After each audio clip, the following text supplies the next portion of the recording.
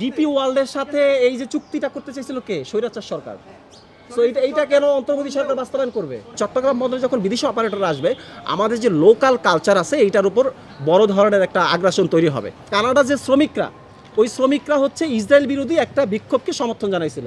এই জন্য ওই শ্রমিকদেরকে 3 দিনের জন্য আপনার সাসপেন্ড করছিল ডিপি ওয়ার্ল্ড। তার মানে আমাদের পোর্টে যদি আজকে ইসরায়েলের বিরুদ্ধে মিছিল হয়, আজকে সেই পোর্টে সবাইকে তো সে বহিষ্কার করতে পারে। চাইলেই কি একটা বন্দর দিয়ে ইউএস এসে অ্যাটাক করে দেশটা নিয়ে যেতে পারবে?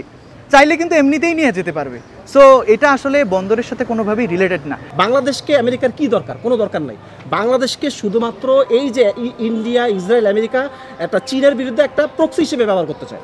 রাজনৈতিক দলরা দেখা যায় যে পোর্টে একটা আধিপত্য বিস্তার করে রাখে। আওয়ামী লীগ সরকার যখন ছিল, আমরা অনেকেই জানি যে 17টা বার্থ আছে। এই বার্থগুলোকে তারা এক একজন নেতা এক একটা হয়তো কন্ট্রোল করতো, এবং পোর্টে যে এই যে বললাম বিভিন্ন ধরনের মাসুল অল্প একটু কিছু নড়বড় হলে আন্ডারহ্যান্ডের মাধ্যমে জিনিসগুলো কমপ্লিট করে ফেলে, এবং এটার কারণে নেতারা অনেক বড় ধরনের একটা অ্যামাউন্ট পায়। কিন্তু বিদেশি অপারেটর আসলে এই সুযোগটা একদমই থাকবে না। আমাদের চট্টগ্রাম বন্দর লাভজনক বন্দর, প্রতি বছর 3000 কোটি টাকা লাভ করে। অক্ষমতা কিভাবে বলে? আমরা তো সক্ষম, সফল। এবং যে 6700 কোটি টাকা দিয়ে লালদিয়া বন্দরটা তৈরি করার প্রজেক্ট নিছে সরকার, এইটা তো আমাদের চট্টগ্রাম বন্দরের মানে 1-2 বছরের ইনকামের ফসল। তাদেরকে দিলে তারাই করতে পারতো। যেই জায়গাটা দিচ্ছে খুবই স্ট্র্যাটেজিক্যাল জায়গা, খুবই লালদিয়ার চরটা, এবং ওইখানে গভীরতা অনেক বেশি, 12 থেকে 14 মিটার গভীরতা।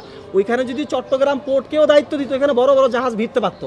আমরা চ্যালেঞ্জ করতে পারি, এটা ডিপি ওয়ার্ল্ডের হাতে বা এপিএম এর কাছে দিলে কখনো বড় জাহাজ তারা ভিড়াতে পারবে না। এবং বাংলাদেশের উন্নতির জন্য, বাংলাদেশ ইকোনমিক ডেভেলপমেন্টের জন্য, যেহেতু ট্রেডের 90 থেকে 95% চট্টগ্রাম পোর্ট দিয়েই হয় বা সমুদ্রপথেই হয়। সো সমুদ্রপথের ডিজিটালাইজেশন, ইকুইপমেন্ট এনরিচ করা, এটা আসলে আমাদের নৈতিক দায়িত্ব। নডরায় সেখানে বিদেশিরা যখন আসলো, তখন এখানে হোটেলে মানে নারী ব্যবসা শুরু হলো, স্থানীয় নারীদেরকে হোটেলে নিয়ে যাওয়া হলো। ঠিক এই যে বিদেশিরা যখন এখানে আসবে, তাদের যে কালচার, তাদের যে আগ্রাসী কালচার, এটা আমাদের উপর চাপাই দেওয়া হবে, এবং চট্টগ্রামের যে স্থানীয় কালচার, এটা নষ্ট হবে। বিশেষ করে এই ডিপি ওয়ার্ল্ড এবং এপিএম টার্মিনালসের মধ্যে দেখবেন তাদের একটা এজেন্ডা হচ্ছে LGBTQ-কে তারা সমর্থন করে, LGBTQ সমকামিতাকে সমর্থন করে।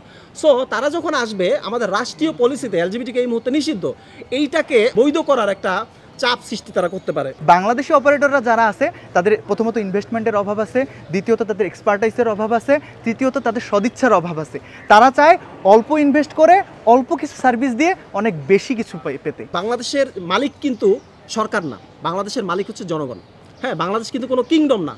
যেমন kingdom of Saudi Arab, Saudi আরবের ভূমির মালিক কিন্তু সৌদি আরবের যে সরকার আছে, রাজা, সে। তো বাংলাদেশ কিন্তু মানে একটা রিপাবলিক, এই পুরো মালিকানা হচ্ছে জনগণের। তো সরকার কোনোভাবেই জনগণকে অন্ধকারে রেখে জনগণের সম্মতি ছাড়া কখনোই একটা চট্টগ্রাম বন্দরের মতো স্পর্শকাতর একটা অবকাঠামো বিদেশিদের দিতে পারে না। সো সরকারের এই যে মানে উদ্যোগ, একটা হচ্ছে তারা এপিএমের সাথে একটা চুক্তি করেছে, কনসেশন চুক্তি। আরেকটা হচ্ছে তারা ডিপি ওয়ার্ল্ডের কাছে আমাদের নিউমোরিং টার্মিনালকে লিজে দেওয়ার একটা প্রক্রিয়ার মধ্যে দিয়ে যাচ্ছে। আমরা সরকারকে বলবো অতি দ্রুত আপনার এটা থামান। যদি না থামান, তাহলে কিন্তু জনগণের যে মালিকানা রাষ্ট্রের প্রতি, সেই মালিকানার দিকে জনগণ হস্তক্ষেপ করবে। মেরিটাইম ক্ষেত্রটা, আমরা মেরিটাইম ইউনিভার্সিটির এই যে পোর্ট অ্যান্ড শিপিং ম্যানেজমেন্টের স্টুডেন্টরা এখনও পোর্টে চাকরি করার সহজে সুযোগ পাচ্ছি না। বাংলাদেশের মানুষ মেরিটাইম যে একটা ক্ষেত্র আছে, একটা সামুদ্রিক ক্ষেত্র আছে, এই যে চট্টগ্রাম বন্দর, হয়তো চট্টগ্রামের মানুষজন জানে, কিন্তু বাইরের মানুষজন এই চট্টগ্রাম বন্দরের যে একটা বিশালতা, এটা সম্পর্কে আসলেই জানে না। সো তাদেরকে যেটা ফোকাস করানো হয়, যেটা বোঝানো হয়, তারা সবাই এটাই খায়। ডিপি ওয়ার্ল্ড, এখানে আইমেক করিডোরের একটা বিষয় আছে, I2U, ইসরায়েল, আমেরিকা, আরব আমিরাত, ইন্ডিয়ার একটা চুক্তি আছে, যে আমাদের এইখানে ডিপি ওয়ার্ল্ড এই অঞ্চলের পোর্টগুলো একটা নিয়ে একটা মনোপলি তৈরি করতে চায়, তাদের পক্ষে নিতে চায়। কিন্তু আমাদের সাথে এটা যায় কিনা, যেমন ইসরায়েলকে বাংলাদেশ স্বীকৃতিই দেয় নাই, ইন্ডিয়ার সাথে বাংলাদেশের একটা বৈরী ভাব আছে, আমেরিকার সাথে কোনো আমাদের সমস্যা নাই, বা চীনের সাথে সমস্যা নাই।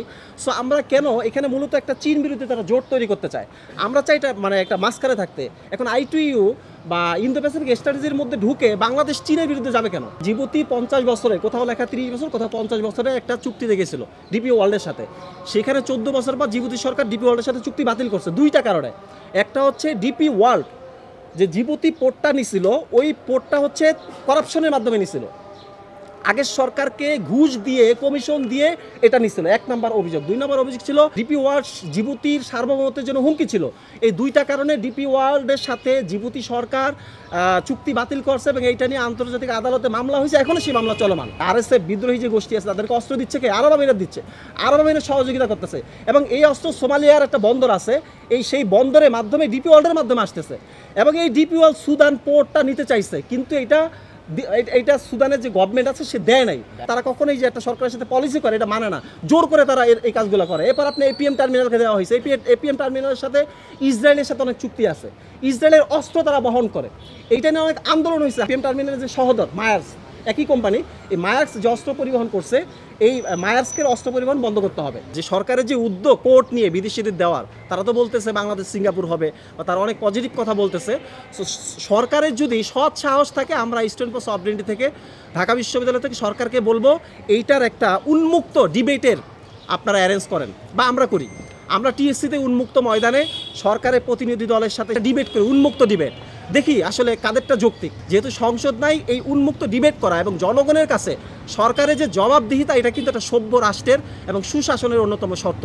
সো আমরা সরকারকে বলবো যে আমরা ডিবেট করতে চাই আপনাদের সাথে, যদি আমরা লজিক্যাল হই, অবশ্যই আমাদের দাবি দেওয়া, জনগণের দাবি দেওয়া, এটা মেনে নিতে হবে।